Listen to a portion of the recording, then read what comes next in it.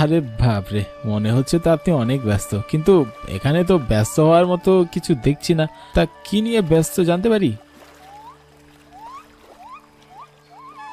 আচ্ছা, মুশকিল তো মশাই, আপনি দেখি আমার সময় নষ্ট করছেন। আমি আমার মতো মোবাইলে টিকটক দেখছি। সত্যি বলছেন? টিকটক দেখা কি আপনি ব্যস্ততা হিসেবে দেখছেন? কেন, আপনার কোনো অসুবিধা আছে? আমার যেভাবে খুশি আমি সেইভাবে আমার ব্যস্ততা দেখাতে পারি। আপনার সাথে তো দেখছি কথা বলাই ভুল হয়েছে। কথায় কথায় এত উত্তেজিত হওয়া কিন্তু ঠিক না, বুঝলেন?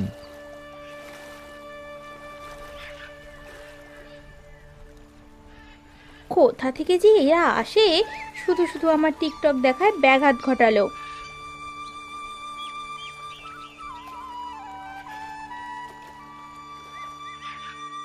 সেদিন বাড়িতে ফিরতে বেশ দেরি হয়ে গেল। প্রায় সন্ধ্যা নাগাদ সে বাড়িতে গেল।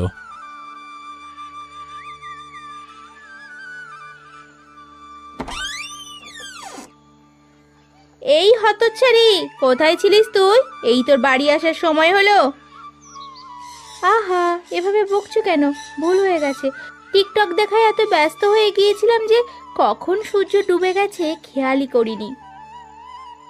আয় ভেতরে আয়, আজ তোকে দেখাচ্ছি মজা। সব সময় শুধু টিকটক টিকটক আর টিকটক।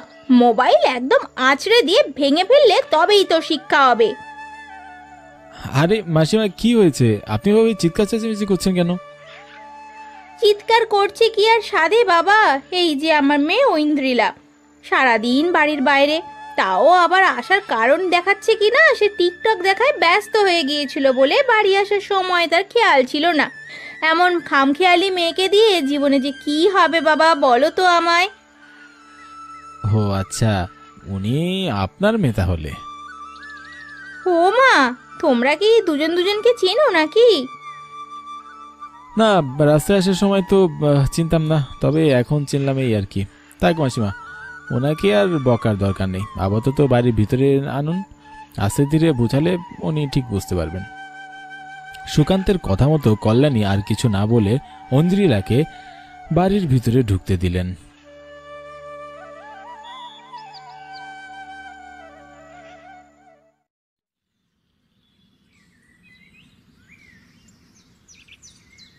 পরদিন সকালে ঐন্দ্রিলা আবারও তার নিজের মতো টিকটক দেখায় ব্যস্ত ছিল। এমন সময় সুকান্ত তার পাশে এসে বলল,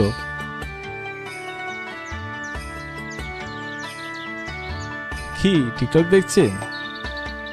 আচ্ছা, তুমি যে আমাদের বাড়ি আসবে সেই কথা তখন আমাকে বললে কি হতো? ভারে, বলার সময় দিয়েছিলে। আমি তোমার মায়ের এক বন্ধুর ছেলে, এখানে এসেছিলাম গ্রামটা ঘুরে দেখতে। শুনলাম মাঝিমা এখানেই থাকেন, তাই এখানেই চলে গেলাম। তুমি আমাকে গ্রামটা ঘুরিয়ে দেখাবে? নিশ্চয়ই, কেন নয়। তাহলে চলো এখনই যাই।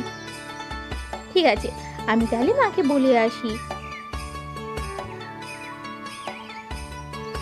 ঐন্দ্রিলা তার মাকে বলে সুকান্তকে নিয়ে গ্রাম ঘুরিয়ে দেখার জন্য বেরিয়ে পড়ল।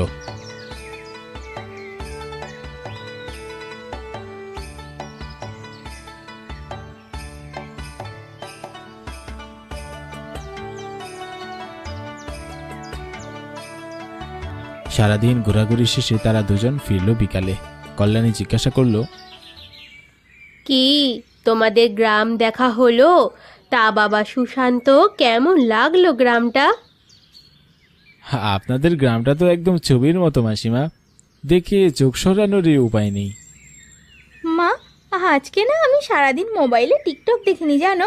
পুরো দিন আমি ওকে গ্রাম ঘুরিয়ে দেখিয়েছি। সত্যি বলছিস মা? হ্যাঁ মাসিমা, ও সত্যি বলছে। আমি জানতাম জানতাম তুমিই পারবে বাবা। তা বাবা, আমার মেয়েটাকে তোমার কেমন লাগলো বলো তো? ওকে আমার প্রথম দিনই মনে ধরেছিল, শুধু এই টিকটকের বদ অভ্যাসটাই, এটাই আর কি। মানে কি নিয়ে কথা বলছো তোমরা? ওই দেখ ঐন্দ্রিলা, তুই তো এই বদভ্যাসটা ছাড়তেই পারছিলিস না, আর এজন্য তোকে কেউ বিয়েও করছিল না। এই জন্য আমি আমার বান্ধবী মানে তোর লতা মাসির সাথে কথা বলছিলাম। তারও যে বিবাহযোগ্য একটা ছেলে আছে তা তো আমি জানতামই না। সেই বুদ্ধি করে সুশান্তকে পাঠালো। ছেলের তো তোকে দেখে পছন্দই হয়েছে, আবার দেখ তুই তার সাথে থেকে কেমন মোবাইল থেকে দূরেও ছিলি। সুশান্ত বাবা, আসলে তুমি আমার মেয়েকে বিয়ে করবে তো? আপনাদের যদি কোনো আপত্তি না থাকে তাহলে আমি ওকে বিয়ে করতে চাই। কল্যাণী কথা শুনে খুশিতে বাড়ির ভিতর চলে গেল। তখন সুকান্ত ফিসফিসে ঐন্দ্রিলাকে বলল, মাসিমার তো কোনো আপত্তি নেই, তোমার আপত্তি আছে নাকি আমাকে বিয়ে করতে? আমি কিন্তু টিকটক দেখা ছাড়বো না বলে দিচ্ছি। ঠিক আছে, একটু আধটু দেখবি আর কি, মাঝে মাঝে আমিও দেখবো। আমিও টিকটকে ভিডিও বানাই, সব কোনো বড় ব্যাপার না।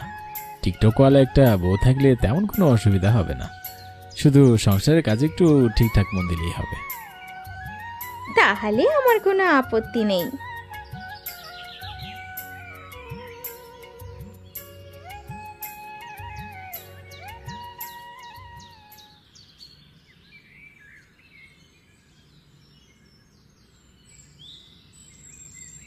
এরপর দুই পরিবারের সম্মতিতে ধুমধাম করে ঐন্দ্রিলা আর সুকান্তের বিয়ে দেওয়া হলো।